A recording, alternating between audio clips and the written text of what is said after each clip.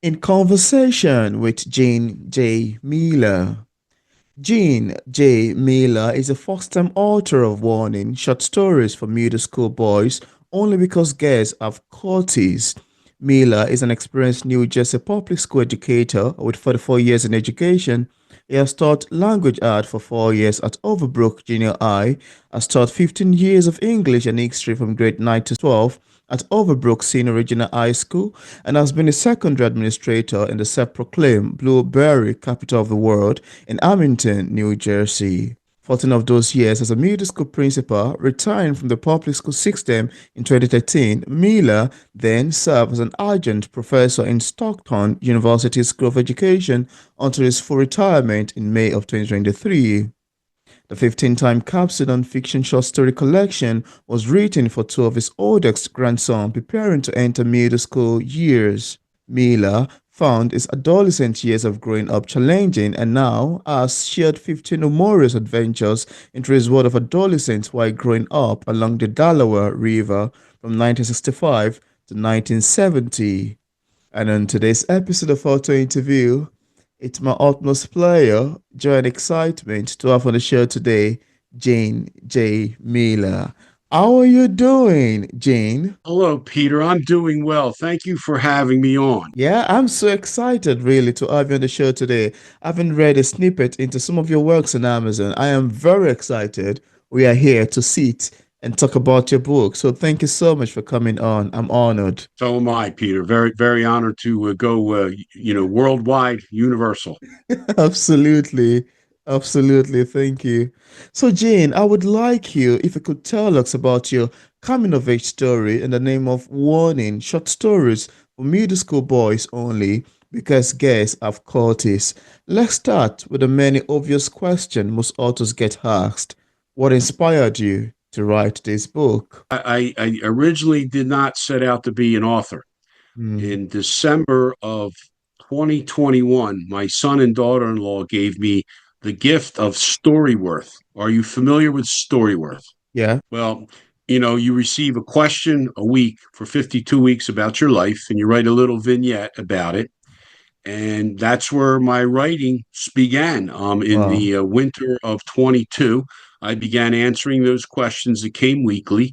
Some easy questions started out: what was your father like when you were a boy? What was it like to get your license to drive your first automobile? What was your first automobile? Where did you go? Those kinds of things. Yeah. They were easy. But unfortunately, in February of 22, my mother got ill and she ended up on hospice. I'm an only child. My wife helped me out greatly. And we took care of mom. And then eventually, with all the craziness and working at Stockton University as an adjunct part time, Hmm. I had no time for writing. I had no mindset for writing. So I put everything down. Uh, my mother passed in June of 22. And then Wow. I went back to Stockton in September of 22. And I said, oh my, I'm supposed to have this collection of stories for my family at Christmas time because it becomes a hardbound book collection. Hmm. I said, how do I fill these pages? I got to do something quick, and I may have to go off the beaten trail here. So I ended up thinking about my oldest two grandsons who are about to approach middle school.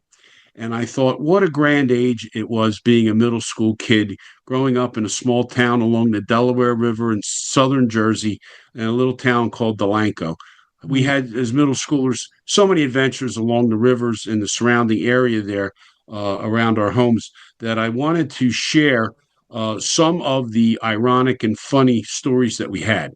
So Hmm. that's where I became an author, trying to fill in the Storyworth collection with stories for my grandsons. Wow, I mean, that's such a beautiful way into getting to becoming an author from that story chat, quite beautiful.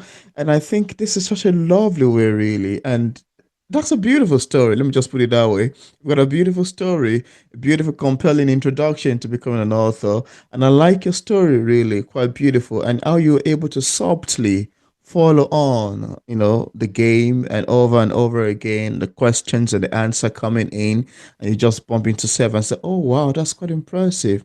I never knew writing could be this fun. So and here we are with you having good number of books. So that's beautiful, really.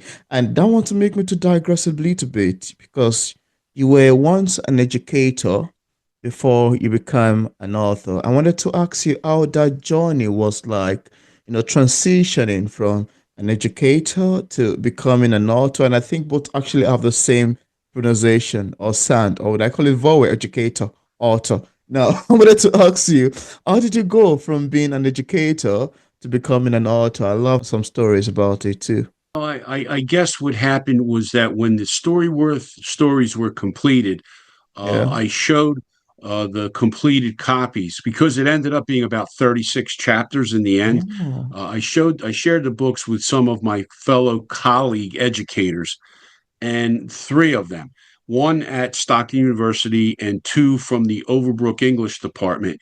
And wow. they read through them and they said each of them commented on the quality of the writing and how Mm, what great stories they were to be shared for my grandchildren. And they one of them recommended possibly, you should publish this and share this with other middle school kids as well. Well, I mm, said, well, I never thought of that. And I mm. looked into it and I said to each of them, I said, well, I'll tell you what, look through the copies, look through the manuscripts there and select five stories that you enjoyed the most that you think would be publishable. So Wow. I cross referenced their recommendations. A couple of stories they had left out that I really enjoyed that I added back in. And then I wrote three more to make 15 stories altogether. And then reached out to a freelance editor in California, Greta Myers. And I said, listen, I don't know if these are publishable or not, but do you think you could take a look at my writing to tell me if it would be worth to try to publish? And she said, send me a copy of an early story you wrote, a middle story you wrote, and one of the end last stories that you wrote, Mm, and I'll give you a fair evaluation. So I sent them to her, and after she read the first story, she sent me back an email, and she said, "Wow, um, if this gets edited and cleaned up a little bit, this is an outstanding story." And she made some, recommendations on what I needed to do to make the story more readable and likable. And I made those corrections. Then she did it to the other chapter, but then Greta had a timeline, and she had to leave me for another contract job, and I ended up having to contact Palmetto Publishing in South Carolina. I heard that they were the dependable free press. I had been turned down by literary agents 28 times. I wrote query letters. I guess I didn't do a good enough job on any of them. I had 18 no's and I had nine ghosted responses and I had one wow. resubmit, but I didn't know Wow. what to do differently, so I didn't. So I went to Palmetto, and they offered me a package where they would edit the rest of the stories, and Mm, I would, eventually go through Palmetto to bring out the book as it is now. that's quite amazing, really. I love your story in there, and I love the story of some of the rejection you mentioned, some of the letters you have to send, some of the feedbacks you've got. I think this is something that's quite particular about authors and writing, even as a journey in itself. That's quite beautiful to know. Thank you so much for sharing with us. You're welcome, and it is a journey. That's what Yeah. I discovered as a brand new author is it is a journey. It is quite a journey, really. Now, for the sake of readers who haven't read the book yet, and without giving much information away, I would like you to give us a sneak peek into some of the themes and subject lines with experience picking up warning. And before you answer that, I'd like you to raise the book to the camera just so as what it looks like. Beautiful cover you've even got in there. Yeah, let's talk about the themes and subject lines. Beautiful cover.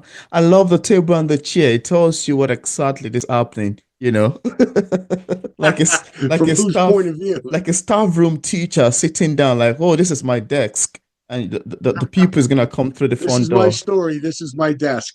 Oh, Talking about the themes, Peter, it yeah. starts off, um, the grade levels that I covered were approximately from about fourth grade through eighth grade. The last story ends at eighth grade graduation, but the themes go Mm. from the beginning of the book. The first story is an exploration story. Oh, wow. I make one Easter break. We're off from school. I was walking along the banks of the Delaware River. My sixth grade teacher, Mrs. Mikowski, had inspired us with these stories of pirates and pirates' hidden treasures along the Mm. Delaware River beaches because the pirates went up into the Delaware Bay to get away from the policing of their vessels, and they were hiding out along the alleyway of the Delaware River around Philadelphia and up north towards Trenton by a city called Burlington City. And she Oh, indicated some pirates that were in that Delaware area river, and we were inspired by her to go look for some treasure, and just happened to be one day at very low tide, I saw something sticking out of the water that I had never noticed before. wow. And I went and got a shovel and started digging, and I got a couple of my friends, and they came along, and part one of the themes is also friendships. Oh, And we were together, kind of stuck like glue, the three of us, a guy named Big Rich Palm and Mark Bruno, the Italian stallion, and I, and we were inseparable. We got into a lot of situations together, and the book covers in those 15 short stories many stories they are in mm, as part of the theme. But exploration in the first chapter, and we did discover something. And I was smart enough in seventh grade when we did this finding, um, to actually take artifacts from the discovery on the dig. And I won't ruin the story, but if anybody ends up reading the story, all stories are mm, nonfiction and true in the book.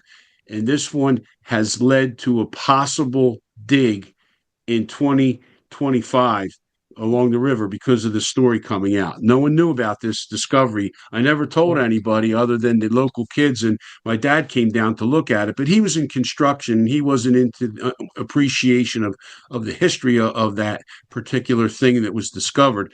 Mm, So it kind of went unspoken for over 50 years. wow. Friendships, discovery, a lot of river adventures, um, bad decision making after school, outside, and major consequences that came with those bad decisions. Mm, Adolescence is a difficult time. You're no longer a yeah. little child, and you're not quite a teenager yet, and a young adult. And that transition time, you tend to make a lot of bad decisions, not on Mm, purpose. It's just by trial and error, mm, and that's what happened there. In some of the stories, or some of the to steer my grandsons away from making bad decisions, or at least owning up to them. It's better to tell the truth in the end than to try to cover a lie. Um, mm, Talks about early first job responsibilities, trying to make some money to grow up, to be responsible. I joined the Cub Scouts. I wanted to go camping. My father served in the first year of the war in Korea, mm, and he slept on the ground for a year up in North Korea with wow. 38 degrees below zero weather. So he never wanted to take me camping or sleep in a Wow. tent. He didn't want that. So I joined the Cub Scouts to become a Boy Scout, but that's a whole nother story that takes place Wow. and steers me into something else. There's stories there about being in school from fourth grade to eighth grade, running into bullies, situations that occur, how to handle bullying, how to handle it the right way, how to handle it the wrong way. Um, Playing an instrument, I learned, I became a trumpet player because my father played the Ooh. trumpet. And I decided when I saw the Beatles in the winter of '64 on the Ed Sullivan Show, I didn't want a trumpet. I wanted a set of drums. So eventually I became a drummer and joined a band. So there's a story there about playing out in a band.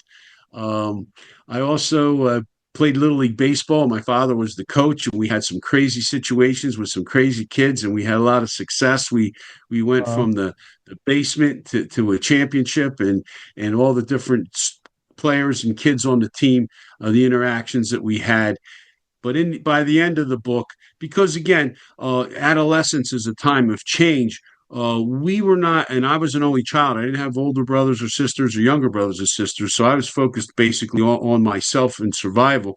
And we didn't, play with girls. We typically we played with the guys, but if we didn't have enough guys around, we always included the girls in. But typically, we segregated from the girls because they kind of they kind of made us uncomfortable. And we were always told the girls had cooties, which was this invisible force that wasn't good for young kids, young boys.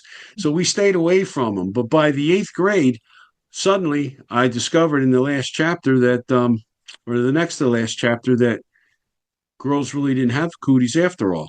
And things began to change with the obviously body parts changing and your whole sense of direction. And that's everything in a nutshell, I can tell you, Peter. I love the excitement, Gene, talking about the subject lines and the themes encapsulated in this book.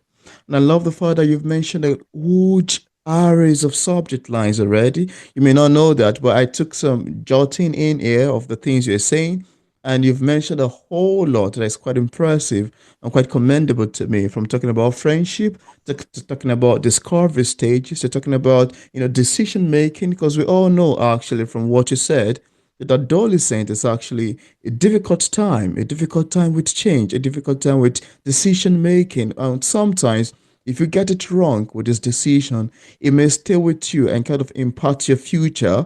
That's why it's well recommended and advisable for people to get it right while young so they can live a much fulfilling lifestyle, etc. And I love the fact that you mentioned running into bullies, how to handle that, the transitioning stage, and playing the instrument. It's beautiful to know you play trumpet. I do play violin too while I was young. It's a beautiful tone. I'm a huge lover of music. That's one of the impactful things I remember doing while I was young that I still love to today. I love music. Me too, Peter. I love music, and I love all kinds of music too. Yeah. I had participated at the middle school level in some musicals and class plays and things. In high Mm, school, I was in the senior class play. I always had a passion for musicals, drama, acting, and that kind of mm, thing. And then the music kind of supported all of that as well. So beautiful. I feel like some people call me weird a little bit, but I'm artsy. I like that stuff, and I'm not ashamed to tell you about that. That's beautiful. That reminds me, your story reminds me too of my, time too when I was very young. I played with the state choir. Like my state choir, it's a very big, massive numbers of choir. So I played with them. It's a beautiful experience coming together and sing. Oh, I said, wow, this is so beautiful because music itself is so soothing. It eases your mind. It takes away depression or, troublesomeness. It just gives you an inner joy because it's something that comes from the mind. So that's one of the impressive thing I remember doing, and I still love it to today. I wish I could go back to play with the state choir. I agree. I agree. I think that's a time to remember and a time to Mm, cherish. yeah, absolutely. Thank you. Thank you so much for this long, beautiful explanation into the themes and subject lines in your book. Now, I'd also like to ask you, Jane, how does your profession as a teacher influence your writing, especially as someone who has written a coming of age story? I love your take on that. Well, because I started out in a junior high teaching situation of language arts, Yeah. being an English history major in college, Mm, um, I had the skills to be able to write because your most effective teachers have to have the skills to teach the students. If the yeah, teachers don't have the right skills, they can't be effective with their students. And I was absolutely. fortunate enough that I had some great professors at Glassboro State College in southern Jersey to teach me how to teach students how to read and write. And they were the basics, but that was seventh and ninth graders. And then eventually I went to the high school and I was doing ninth and 11th grade Mm, teaching of English and eventually worked my way into history. So uh, I had that background for writing. In college, to be an English major, you had to not only read, but you had to write. So I yeah. did I did enjoy my creative writing classes, my poetry classes. Again, I'm artsy, so I kind of fit into that Oh, mold. And it was a absolutely. natural transition for me into the classroom to share what knowledge that I had to get my students to be better readers and writers. Um, Mm, and again, I hadn't practiced it in a long time. So when this shift happened, I just happened to be, retired from the public school systems after 35 years teaching part wow. time at the college, and I had the time to put in to do the writing for the first time. And it takes Interesting. practice. It's not anything that just flies off your out of your head Mm, and into your hands, on yeah, paper. that's beautiful. I love your take on this, really. And it's extremely beautiful to me. Thank you so much for mentioning. And I Well, am curious to know if the chapter two section of the book was based on a factual discovery or it is completely fictitious. It's something I would love to know actually if it was actually reality or it is extremely, fiction oriented. And also, who is a target audience of readers for this book? I think I've got two questions in there already. Okay. You do. And one of them I answered before. I showed you some of the Yeah, artifacts from chapter two, yeah, right? you So did. that was a real story. Wow. And the town that's next door to Delanco, it's the town just south that borders Delanco, uh, Mm. is a little town called Riverside. And I ended up going to high school there for a year and a half before we eventually moved when I was 14 away from the river. Um, Wow. but in Riverside, they have a historical society, and they held my first book signing in July of 2024. And when I Wow. was there, I met some people from the historical society, Vince Malecki and Alice Smith. And Alice Smith had been researching a two-man submarine that came out of the Philadelphia Naval Yard in 1858. And Mm. it was an experimental sub that went north up the Delaware River. And in my book, there's a map, and it shows the Delaware River and the towns along there, but it also shows that the Rancocas Creek is a branch off of the Delaware that runs inland. The Mm. two-man submarine got lost in the Delaware, headed north to Trenton, and broke off on that branch and sunk in the Rancocas Creek. Somewhere in that creek, between one side of the bank is Delanco, where I lived, and the other side is the riverside. Well, this Alice Smith that I met at my book signing, she had been researching where this submarine was and wanted to find it. So the Mm. big debate in the two towns has been where this Alligator Junior two-man sub since 1858's been laying. And over the Mm. summer, the Riverside Historical Society raised $10,000 to fly a drone with sonar along the Wow. banks of the Rancocas Creek, and they discovered a 60-foot iron hull in the beaches on the side of Riverside. So the Wow. Riverside Historical Society is right now currently in the process of digging this thing up. They need one more final sonar test, and that's going to be done this month. They're waiting for the creek beds to freeze over completely so they can walk out there and get Mm. a deep ground test. Um, but while that was going on, the Peter Fritz from the Delanco Historical Club came to my book signing, and he got my book and he read it, and he called me up and he asked me the same question you did, Peter. He said, Gene, I have to know, is chapter two real or is it fictional?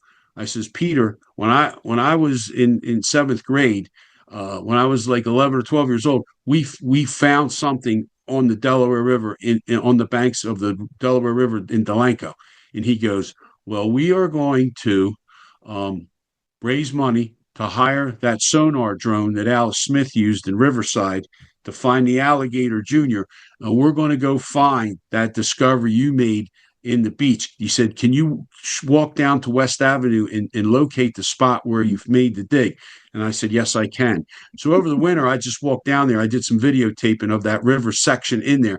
Wow. So I'm excited because now maybe Delanco will have a dig going on at the same time Riverside is, and they're going to excavate two interesting things. Wow. I'll share with you one thing, Peter, and that is that when I realized it was too big for me to excavate with all my neighborhood gang of kids, including girls, I decided to go back and take artifacts off of it to prove that I found something. So I showed you some of Wow. the iron pins that were held it together, but I also did a pencil rubbing with paper Oh, against the back piece of wood that I could not dislodge. And I wow. took a couple of pieces of wood from it. And what it said was when I scratched, when I rubbed it off, the writing said, Captain uh, James Fink, 1779. So Wow. one of my friends from Lenape High School, where I ended up graduating from after I moved, he's very into ships and water and the Navy and things, and he did a research.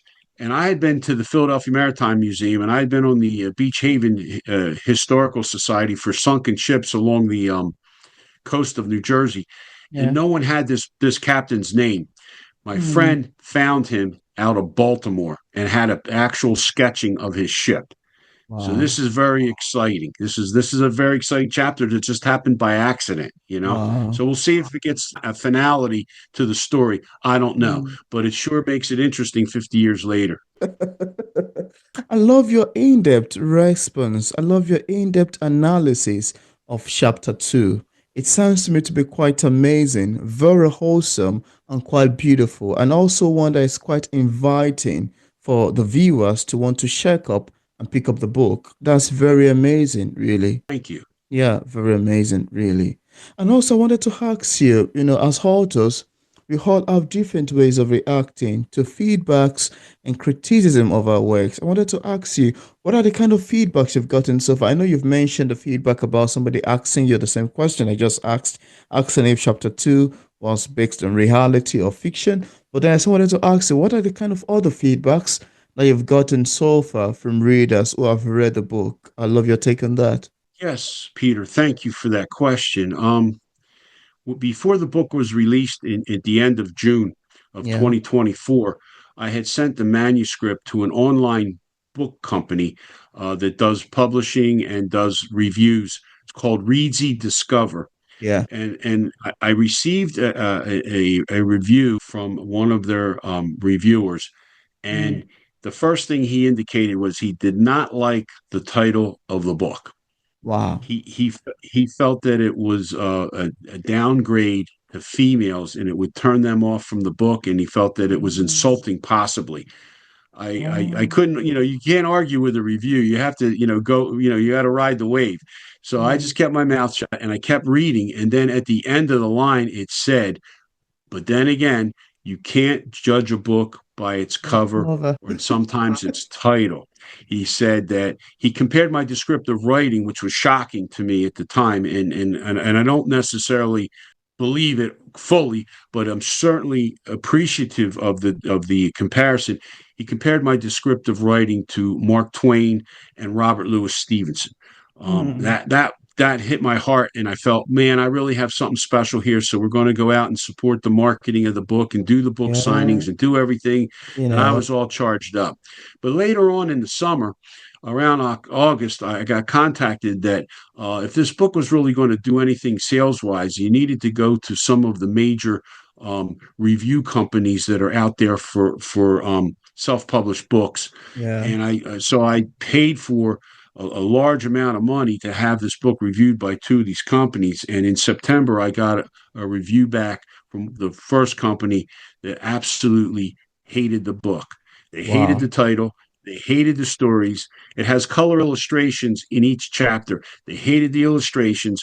At the end of the book, I created, because I'm a 44-year educator, I created a chapter lesson for each chapter. So I introduce at the end of the book, for each Yeah. chapter, I introduce new vocabulary, root words, suffixes, prefixes, critical thinking questions, Mm. writing prompts, and cross curricular research ideas on each story. Because again, Peter, as you had said, the book has basically almost 15 different themes. So each Mm. chapter stands alone and therefore has to be treated individually if you're going to Yeah. do questioning and things like that as enrichment to the stories, especially for middle school readers if they're going to read it. I think it would be a perfect summer enrichment read for any middle schooler between grades 6 to 9, depending on your reading level. If you're a good Mm. reader, sixth grade, I think it sits really well for seventh and eighth grade. And if a Mm. ninth grader's a weaker reader, they would be able to do it and appreciate the content.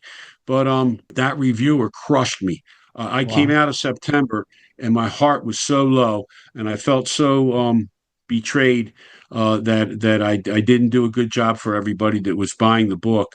But eventually, the first week of October, the Kirkus review out of New York Practice City review. came out.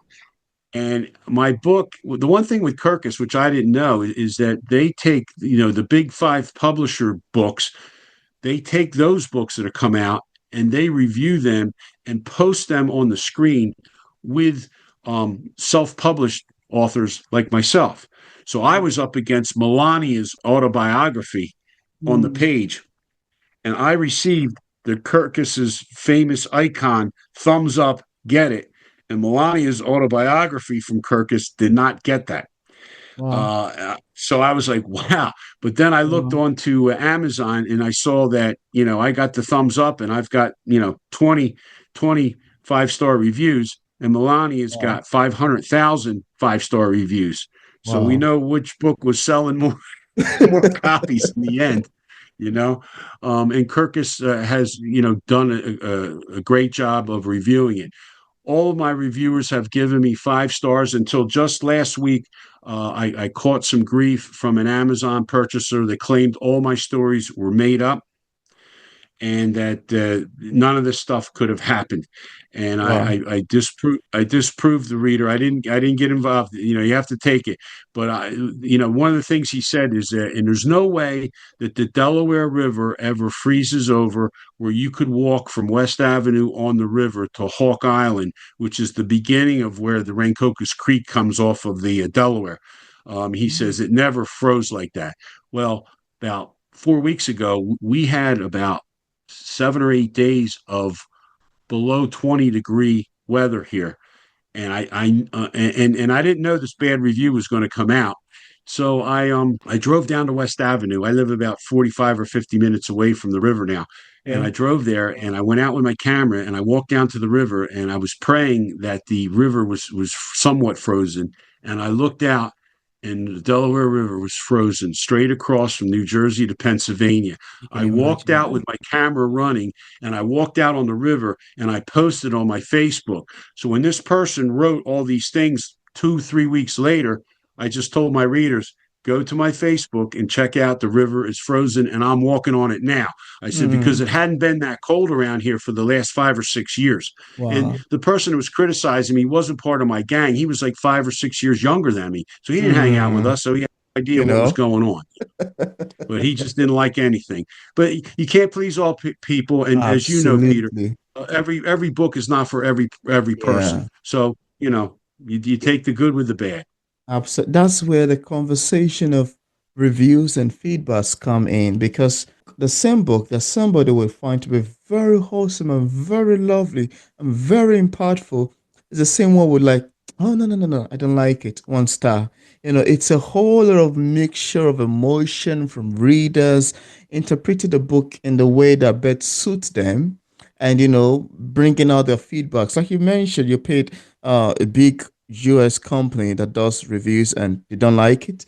And Kakos picked it up and love it wholeheartedly. So it's a whole lot of diversity, different feedbacks, based on the state of mind of the reader, the experience of the reader, and how the reader could interpret the works to their own point of view. Like you mentioned, somebody who said the river never freezes up and it's not even up to your age. You that you've lived long enough to experience it, and somebody that is younger is telling you that it has never frozen up. And I like the fact that you had to do that video at least. That's a proof. That's a proof you've gotten your social media pages that yeah, what I've written is true. And now see it for yourself. And video doesn't tell lie. It is not AI made. It is reality. So you can see for Right. yourself that actually froze up. And I'm here working on it and making this video for you to see actually. I love your take on that. Peter, one thing I'd like to add to that, and you're absolutely right, and I thank you for agreeing with that. Is that I wrote the stories from the perspective of an 11-year-old boy. Mm, So it's factually like you're getting the factual information from a child who's 11. They may not be all worldly and all knowing of everything going on. You're just getting it absolutely. from that particular slant, and Yeah. and maybe that person forgot about that part too. They didn't Mm, understand that it was not a. It's not a really a 68-year-old guy reflecting back. It's an 11-year-old telling the stories of his mm. little life in adolescence. Interesting. Interesting. I love your take on this. This is good. I love your answers to this question. And I love the description of your book. And I can go on and on and on and on and on, really. I've been enjoying the conversation so far. It's been so fun and beautiful. I love the description of the book. I love the storyline. I love the feedback. I love everything you've been saying about it so far. And I'm really impressed and honored that you're here to talk about it. Thank you so much once again. Thank you, thank Yeah, you. and also apart from warning, short stories for middle school boys only, because girls have cooties. Do you have any other works you've authored or say currently working on? Well, if you remember the story worth, I had 36 chapters.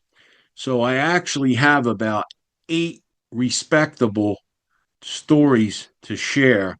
I don't know if I will have more or not. So I've been going over them and basically self editing them and Mm. polishing them up. If, one of the things with self publishing is it costs an awful lot of money to self publish. Yeah. And with the marketing involved, it doubles the price. So Mm. if I can be successful in covering my cost of this book, I will have a book two come out. I'm not Mm. sure what the title will be, but somewhere Cooties will appear in the title. Maybe after Cooties, Yeah. the other stories. But I think that because I'm a history major, Yeah. I like nonfiction. Mm. So I'm not. I don't think I'm intelligent enough or creative enough to create fiction. So I'm not. I'm going to stay in my lane That's funny. and stay with the short story. And this may be one and done. I could be end up being like Norman Greenbaum's "Spirit in the Sky," one of my favorite songs from the '60s, '70s eras. But Norman Greenbaum, that was his only hit. So this could be a one-hit wonder too. You're so fun, Gene. Thank you, Peter. I love your take on these questions, really. That's so fun, really. I love your take on this. This is quite impressive. Thank you for sharing and thank you for mentioning. Thank you so much. This is so You beautiful. can't take yourself too seriously. You really can't. I've lived my life this way, so I see humor in everything and a lesson learned in everything, and that's kind of how the book got written. Every story has. Absolutely. I tease everybody a chuckle a chapter after chapter two, a chuckle a chapter, and a lesson to learn for middle schoolers about life if they read a story. Yeah, thank you. And as a published author, I'd like to ask you, what sort of advice do you have for writers who are still struggling with writing and publishing a book? And also, where exactly can readers get a copy of your book? Yeah, as far as accessing my book, um, I have my own author website with the book through Amazon because Amazon delivers for free. Mm. The book's available on Amazon Books. It's easier to look up my name, Gene J. Miller, Yeah. in the search bar of the Amazon Books, and warning: short stories for middle school boys only because girls have cooties will pop up. It's available on paperback version. It's available in ebook download. It's Mm. available on Kindle download, and those are half the price of the paperback, so they're very affordable. And Wow. it's also, as of December 10th, it came out on audiobook. and Oh, and I've had some congratulations. increased sales suddenly in January from the audiobook, which surprised me. And Wow. people are commenting on that and liking my reader. I don't read the stories. I have hired a reader, and he was terrific, and he makes it exciting. My wife likes listening to that better than reading my book and hearing my voice. Oh, wow, that's beautiful too. And I realize that audiobooks nowadays are really pushing, they're moving the market. That's very impressive. Yeah. I think that if you're serious about getting your book out there, to do the audiobook, because we live in such a busy world and Yeah, everybody's connected to their phones and their vehicles, you can yeah, listen in your car, you can listen by by your chair in your house or outside on your patio or something like that. absolutely. My advice to other writers, Peter, would just be first of all, um, do your best work and then ask others to read what you've written and Anything. get feedback, and Right. try not to take that to heart where things that you write sometimes you think are great, other people don't see it and don't Yeah, appreciate it. Everything you write is not always good or high quality and has to yeah, be reworked and worked again.